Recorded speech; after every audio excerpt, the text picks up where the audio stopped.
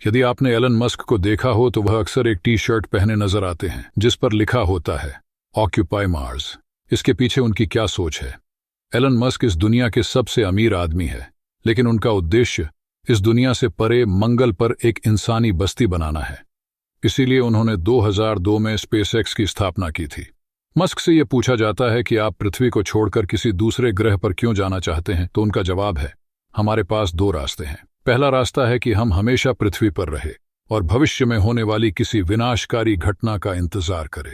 जैसे एक एस्टेरॉयड के टकराने से डायनासोर समाप्त हो गए थे, वैसे ही हम भी खत्म हो जाएं। इस तरह की किसी भी घटना से हमारी प्रजाति का अस्तित्व खतरे में ही रहेगा।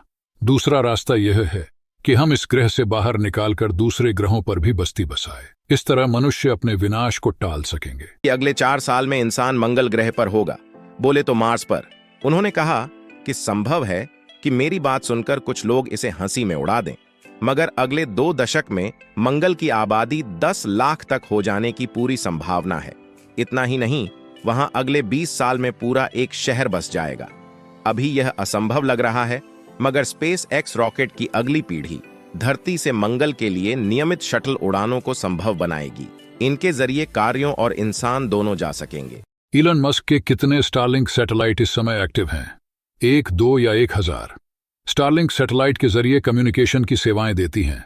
एक रिपोर्ट के अनुसार पृथ्वी के लो अर्थ ऑर्बिट ने कुल 10,000 सैटेलाइट इस समय एक्टिव हैं, जिसमें से 6,402 स्टारलिंक सैटेलाइट्स हैं। ये उपग्रह हमारी पृथ्वी की कक्षा से लगभग 550 किलोमीटर ऊपर हैं। इलॉन मस्क इसकी संख्या 2030 तक 1 लाख करने में लगे हुए हैं। स्पेस एक्स की सैटेलाइट्स अमूनन कई देशों या कंपनियों की सैटेलाइट्स से कहीं बड़े हैं।